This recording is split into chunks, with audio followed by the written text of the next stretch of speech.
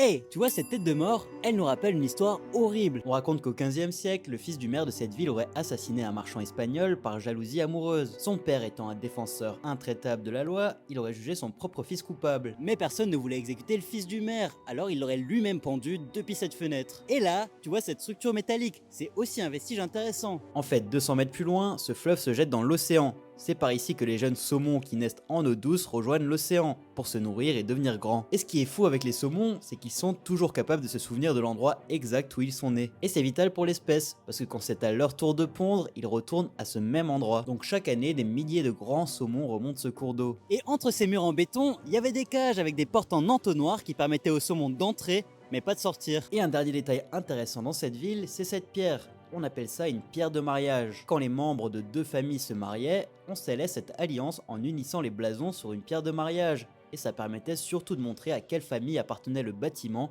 voire même tout le quartier. Et si tu veux découvrir les secrets d'autres villes, n'oublie pas de t'abonner.